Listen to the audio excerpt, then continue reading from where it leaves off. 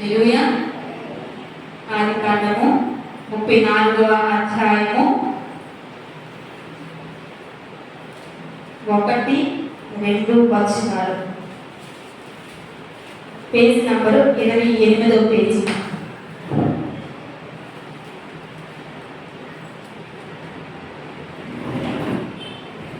చిన్నపిల్లలకి డ్యాన్స్ కావాలంటే కదా లాస్ట్లోనే, సరేనా?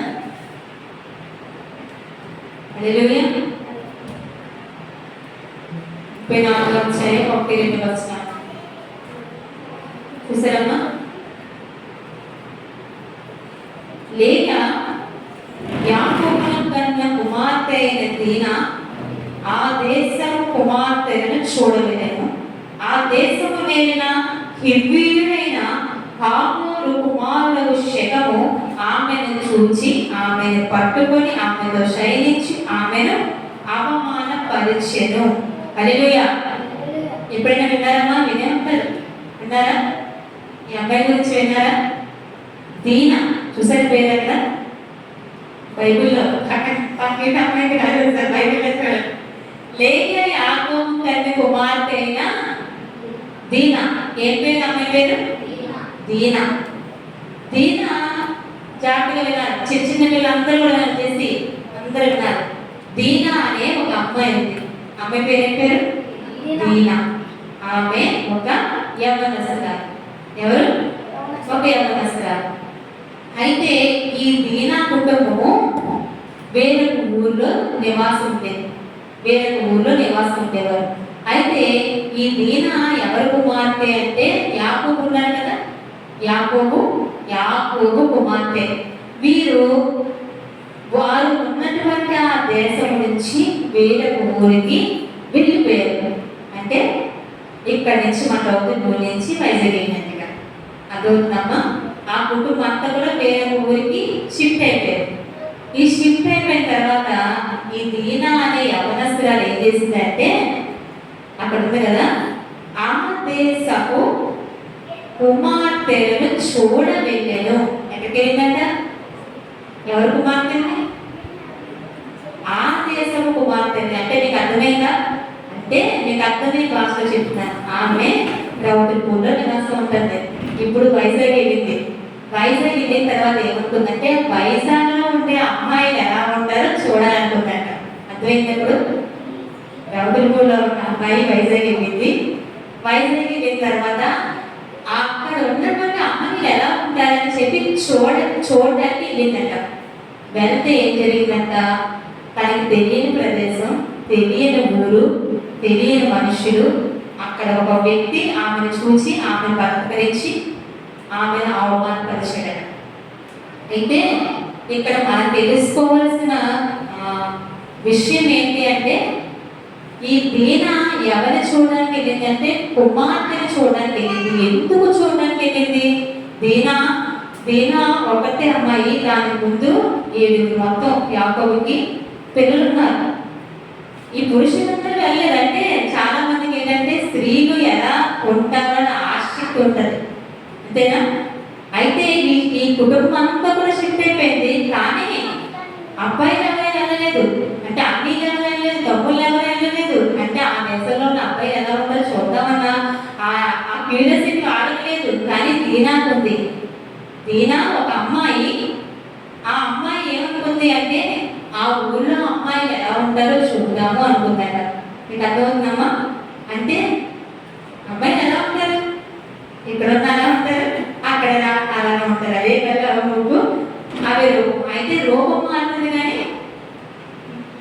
అమ్మాయి అంటే అమ్మాయిలాగే ఉంటారు. అంటే వాళ్ళ వేషధారణ మారుతుంది. ఏం మారుతుంది? వేషధారణ మారుతుంది, కట్టుబాట్లు మారుతాయి, అక్కడ వాళ్ళు ఎలా ఉంటారో మారుతుంది. అయితే ఈ దీన అనుకుంది, ఆ దేశం కుమార్తెలు ఎలా ఉంటారో, ఆ ఆడపిల్లలు ఎలా ఉంటారో నాలాగే ఉంటారా?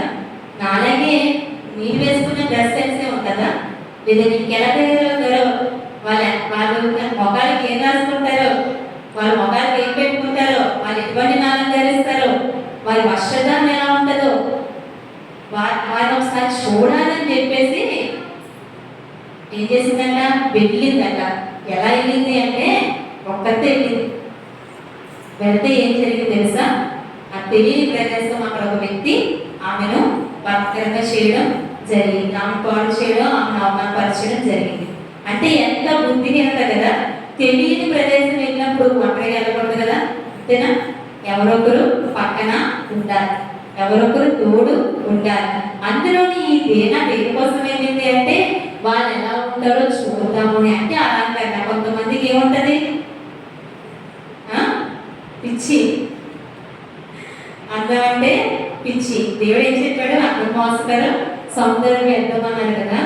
అయితే చాలా మంది ఏంటంటే ఎదుటి వారు ఎలా ఉంటారు, వాళ్ళు ఎలా తయారవుతారో, వాళ్ళు ఎలా బట్టలు వేసుకుంటారో, వాళ్ళు ఎలాగా తమ అందాన్ని మెరుగుపరుచుకుంటారో వీటి మీద ఎక్కువ.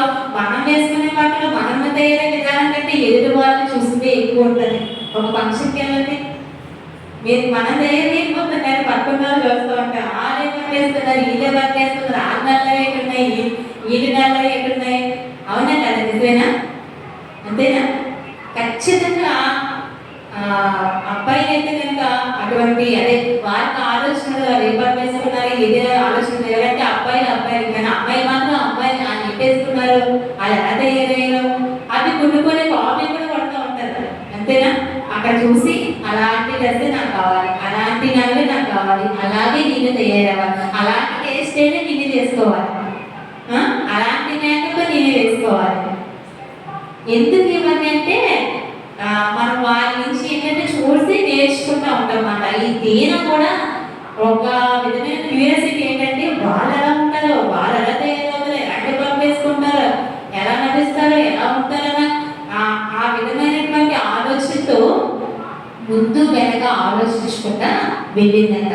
వెళ్తే ఏం జరిగింది అంటే అక్కడ తనకి జరగకూడదే జరిగింది, అవమానపరచబడింది. ఆ తర్వాత ఆ వ్యక్తి ఈ అమ్మాయి పెళ్లి చేసుకుందాం అనుకుంటాడు. అయితే ఈ కుటుంబం కూడా దానికి ఒప్పుకున్నట్టుగా ఒప్పుకొని తర్వాత ఏం చేస్తుందంటే మా అమ్మాయిని నీకు ఇస్తాం, మీ అమ్మాయిని నేను చేసుకుంటాను ఒప్పందం కుదుర్చుకొని ఉంటారు. అయితే ఈ దేన ఆనందములకి ఆ వ్యక్తి మీద తన చెల్లిని ఎవరైతే అవమానపరిచారో తన చెల్లి మీద ఇటువంటి పని చేసిన వారి మీద కోపగించుకొని ఏం చేస్తారంటే ఏ వ్యక్తి అయితే ఆమెను అవమానపరిచారో ఆ వ్యక్తి తండ్రిని, ఆ కుటుంబాలందరినీ కూడా ఈ అన్నదమ్ములు వెళ్ళి చంపేస్తారు. అంటే చూడండి, ఈమె బుద్ధిహీనత వల్ల ఏం జరిగిందంటే ఈమె బుద్ధిహీనత అతని బుద్ధిహీనత కూడా. అంతేనా? ఈమె బుద్ధిహీనత ఏమైందంటే చూసుకోకుండా వెళ్ళింది, జాగ్రత్త లేకుండా వెళ్ళింది, ముందు వెంట ఆలోచించకుండా వెళ్ళింది. ఆ వ్యక్తి కూడా ఏం చేశాడంటే ఆమెను అవమానపరచడం వల్ల అతను నష్టపోయాడు, అతని కుటుంబం కూడా నష్టపోయింది. అంటే ఏం తెలుసుకున్నాం? ఈ యొక్క దేనా ద్వారా మనం ఏం తెలుసుకున్నాం చెప్పాలి? ఏం తెలుసుకున్నాం చెప్పండి.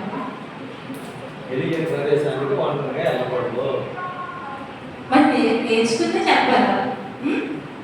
తెలియని ప్రదేశానికి ఒంటరిగా వెళ్ళకూడదు. తర్వాత ఎదుటి వారిని చూసి ఇంతకంటే ఆగచ్చు కదా. దేనా ఒక ఊరు కానీ ఊరెళ్ళింది, ఆ ఊరిలోనే ఉండాలనుకుంది, వాళ్ళు ఎదురు పడతారు, ఏదో రోజు కనిపిస్తారు. ఖచ్చితంగా పని కట్టుకొని కొంతమంది ఊరి మీద తిరిగే అలవాటు ఉంటుంది. ఏముంటుంది? పని కట్టుకొని మరి ఊరి మీద తిరుగుతూ ఉంటారు. చాలా మంది ఆడపిల్లలు ఇంత ముద్దులాడుతూ ఉంటారు. ఖచ్చితంగా అలా కనుక మనం ముందు వెనక ఆలోచించకుండా వెళ్తే చాలా ప్రమాదాల్లో పడిపోతూ ఉంటాం. చాలా మంది వారికి తెలియకపోవచ్చు కానీ చుట్టుపక్కల చూసే వాళ్ళు ఏమంటుంది, అమ్మాయి ఎప్పుడు చూసినా తిరుగుతూనే ఉంటుంది అంటూ ఉంటారు. వీళ్ళు ఎప్పుడు రోడ్డు మీద ఉంటారు, ఎప్పుడు వీధిలోనే ఉంటారు. అంటే ఆ విధమైనటువంటి రిమార్క్ అనేది మన మీద ఉండకూడదు. విన్నారమ్మా? విన్నారా లేదా? ఇప్పుడు దీన వచ్చింది, ఆ ఊరు వచ్చింది, చక్కగా ఉండొచ్చు కదా. ఎందుకు రోజు ఆ కుమార్తెగా రాసి ఆ ఊరి దేశ కుమార్తె కనిపించకుండా ఉంటారా? ఆ ఊరిలో తిరుగుతారు కదా. ప్రత్యేకంగా ఎవరిని తీసుకోకుండా అన్నదమ్ములు ఉన్నారు కదా, ఉన్నారా? 7 అన్నదమ్ములు ఉన్నారా? వాళ్ళు ఎవరైనా తీసుకుని వెళ్ళచ్చు కదా. కానీ లేదు, ఏంటంటే ఆత్రుత చూసేయాలా, ఏదో నేను చేసుకోవాలా, ఏదో ఇది చేసుకోవాలని.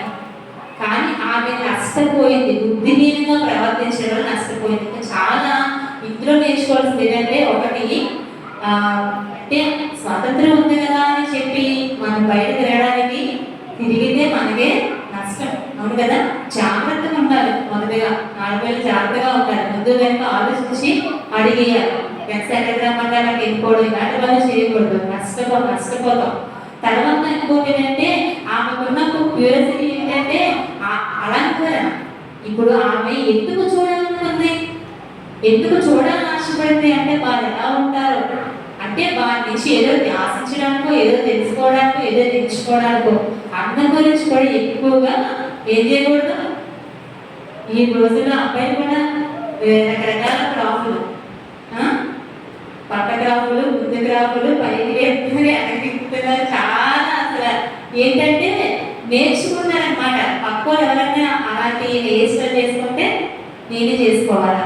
ఒక్కొక్కరైతే ఎర్రటికలు, మధ్యలో అరగుళ్ళు, మధ్యలో పేర్లు కూడా చెప్పించుకుంటారు. చూస్తే ఒకటి పిల్లకేసుకుంటే నవ్వేవారు. ఇప్పుడు పిల్లకేమో ఫ్యాషన్ అయిపోయింది. ఏంటంటే ఒకరిని చూసి ఒకరు నేర్చుకోవడం ఇదంతా వ్యర్థం తెలుసా? వ్యర్థమైనా చూడండి. నేను ఎప్పుడు చేసి చెప్తాను ఏమి తెలుసా? చేస్తానేమో ఏమన్నా అమ్మ చేయి కావాలా, అమ్మ ఇది కావాలా అడిగానైనా అడిగిందనుకో ఎప్పుడు చెప్తాను ఏది తెలుసా? దేవుడు మనం ఎలా సృష్టించాడు? చెప్పండి. మట్టిని సృష్టించాడు. మనల్ని సృష్టించినప్పుడు మన ప్రతి అమ్మాయిని ఎవరు తయారు చేశాడు? దేవుడే తయారు చేశాడు. తయారు చేసి చక్కగా నీ ఐబ్రోస్కి ఒక కలర్ ఇచ్చాడు, జిత్తుకు ఒక కలర్ ఇచ్చాడు, నీ పెదానికి ఒక కలర్ ఇచ్చాడు, మన ఒంటికి ఒక కలర్ ఇచ్చాడు. అంటే మనల్ని ఒక అందంగా సృష్టించే బయట తీసుకొచ్చాడు. నువ్వు గర్భంలో ఉన్నప్పుడు నీకు ఇయరింగ్స్ లేవు, బయటకు వస్తే ఇయరింగ్స్ ఉన్నాయి కానీ ఉన్నప్పుడు లేవు, నీకు ఏది లేవు. నువ్వు ఎలా వచ్చావు అంటే దేవుడి చేత నిర్మించబడి చాలా అందంగా బయటకు వచ్చావు. అయితే చూడండి, నీకు అర్థమయ్యే విధంగా చెప్తాను. ఒక ఫ్లవర్ ఉంది, ఒక గులాబీ పువ్వు ఉందండి. ఆ గులాబీ పువ్వుని దేవుడు అలానే సృష్టించాడు. అందంగా, ఎర్రగా, చక్కగా, చూడడానికి ఆకర్షణీయంగా ఆయన సృష్టించాడు. ఇప్పుడు నువ్వు వెళ్ళి ఆ గులాబీ రంగు పెయింట్ వేస్తారా ఉంటుంది? చెప్పండమ్మా. పెయింట్ నువ్వు ఎర్రటి రంగు దేవుడు ఇచ్చాడు. లేదు ఎర్రటి రంగు ఇంకా బాగున్నాను నువ్వు ఆ సహజమైన రంగును వదిలేసి నువ్వు పెయింట్ చేసావు, ఎలా ఉంటుంది? బాగుంది కదా, అంతేనా? నిజమేనా కదా? ఇప్పుడు దేవుడు కూడా మనల్ని ఒక చక్కటి గులాబీ పువ్వుల చక్కగా ఆయన రకరకాల రంగులు వేసి మనం పంపించేది లోకానికి. కానీ ఆయన వేసిన రంగు ఏమిటమ్మా? ఆయన వేసిన రంగు మనకు వద్దు. నాకు ఎర్ర కావాలి, ముగ్గురికి పెద్దలకి ఏం కావాలా? లిప్స్టిక్ కావాలి, ఇంకా ఐబ్రోస్ పెన్సిల్. ఎందుకంటే దేవుడిచ్చిన సహజమైన అందాన్ని వదిలేసి నీకు నువ్వు పెయింట్ వేసుకుంటావు అనమాట. ఒక్కసారి సహజంగా దేవుడు సృష్టించిన గులాబీ పువ్వుని నువ్వు నీ అంతా నువ్వు రంగేసిన గులాబీ పువ్వుని పక్కనడితే తెలుస్తుంది. నీకు అనిపిస్తుంది ఏంటంటే అవేసుకుంటేనే అందము అనిపిస్తుంది. కానీ దేవుడు ఏదైతే సహజంగా తయారు చేశాడో అదే ఆయన దృష్టిలో అందము. మన దృష్టిలో అందం కాదు. కాబట్టి ఈరోజు ఏంటంటే వెలుగులు దిద్దుకుంటా ఉన్నాం. ఏంటంటే అందానికి వెలుగుల్ని దిద్దుకుంటా ఉన్నాం. నేను చెప్పాను సాక్ష్యం ఖచ్చితంగా. టైం చాలా ఉంది కదయ్యా. అయితే మీ అందరికీ తెలుసో తెలీదు, నాకు చాలా పిచ్చి. ఏం పిచ్చి? తయారవడం పిచ్చి. అంటే ఎప్పుడు లిప్స్టిక్ వేసుకొని ఏంటి మేకప్ ఎప్పుడు చేసుకోలేదు. కానీ జడంతో అంత గోలు పెట్టుకోవాలా, గోల్కి వేసుకోవాలా, గోల్కి కాదు మంటలు కూడా వేసుకోవాలా. అందరికి ఏదేసుకుందని కాలి మనలకి వేసుకుందని కాలి గోల్కి ఏదేసుకునేదాన్ని. ఏంటి అంటే ఇష్టం. అయితే దేవుడు కూడా నన్ను ఎలా తయారు చేశాడు? మీ అందరూ చూస్తున్నారు కదా, చూస్తున్నారా? అయితే చాలా మంది నన్ను చూసినాను అంటారు, అప్పుడు ఏమైపోయింది ఆ పెద్ద బాడీ నువ్వు అంటే నేను అనుకుంటా ఉంటాను ఏంటంటే నా అందం నా యేసయ్యే. మనందరం ఎవరు? యేసయ్యే మనందం. అయితే దేవుడు మనల్ని ఎలా సృష్టించాడో నువ్వు అలా ఉంటే అది వేసుకొని పిచ్చి పిచ్చి అన్ని వేసుకొని నువ్వు నలుగురికి అందంగా కనిపించచ్చేమో, కానీ దేవుడికి అందంగా నువ్వు కనిపించవు. నేను ఎలా చూస్తా తెలుసా, ఏంటిది నా కూతుర్ని ఎంతో చక్కగా నేను తయారు చేసి పంపించాను తల్లి గర్భంలో. చక్కగా తలకి నల్ల రంగు ఇచ్చాను, ఐబ్రోస్ నల్ల రంగు ఇచ్చాను, పెదాలకి ఎర్ర రంగు ఇచ్చాను. ఇవన్నీ వదిలేసి మెరుగుదిద్దుకుంటుందేంటి? నేను సహజంగా పుట్టించిన గులాబీ పువ్వుకి పెయింట్ వేస్తుంది అనుకుంటాడు దేవుడు. హల్లెలూయా, అంతే కదండి, నిజమేనా? ఎప్పుడు కూడా సహజంగా ఉంటేనే అందమండి. అది దేవుడు అలానే మనం సృష్టించాడు కాబట్టి అలానే ఉండాలి. కానీ ఈ దీన కూడా ఏంటంటే ఆ దృష్టితోనే బయటికి వెళ్ళింది కాబట్టి నవ్వులు పాలు అయిపోయింది. రెండు విషయాలు మనం నేర్చుకున్నాం. ఏంటంటే మనం దేవుడు ఎలా సృష్టించాడో అలానే ఉండాలి, అది మనకు అర్థం. నువ్వు నలుగురి ఎదురులో అన్ని తయారైపోయి చక్కగా రెడీ అయిపోయి నలుగురిని చూసి అందంగా ఉండాలి, అందంగా ఉన్నావు, చాలా బాగున్నావు, చాలా బాగున్నావు, చాలా బాగున్నావు అని అనొచ్చు అని ఉండొచ్చు. కానీ దేవుడు మాత్రం నువ్వు అందంగా లేవని అంటాడు. ఎందుకో తెలుసా? నేను ఇచ్చిన అందం వదిలేసి ఏంటి ఆర్టిఫిషియల్ అందం తెచ్చుకున్నాం. ఏంటండి? ఆర్టిఫిషియల్ అన్నమాట. అది ఎప్పుడు ఉంటుందంటే నువ్వు మేకప్ వేసేంత వరకు ఉంటుంది, మేకప్ తీసాక పోతుంది, మళ్ళీ మామూలు వచ్చేస్తాం. అది దేవుడు మాట్లాడుతున్నాడు ఈ దీన ద్వారా. నేర్చుకున్నా చాలా విషయాలు. మరి ఈ మాటలు ఉంటాయి మనసులోని, చివరి చదివేస్తావా? ఒకటి, బయటికి వెళ్ళినప్పుడు జాగ్రత్తగా ముందు వెనక ఆలోచించుకుని వెళ్ళాలి. తర్వాత దేవుడు సహజంగా మనం సృష్టించాడు, సహజంగానే మనం ఉంటారు. అలా ఉంటేనే దేవునికి ఇష్టం. నా బిడ్డ నేను ఎలా తయారు చేశానో అలా ఉంటేనే ఆయనకి ఇష్టం అంటున్నాడు. హల్లెలూయా. ఈ మాట దేవుడు దీవించి ఆశీర్వదించింది కాక. నేను అన్నీ చెప్తాను మన వాక్యం, సరేనా? ప్రార్థిస్తున్నా, చిన్న ప్రార్థన. స్తోత్రమయ్యా, స్తోత్రమయ్యా, స్తోత్రం.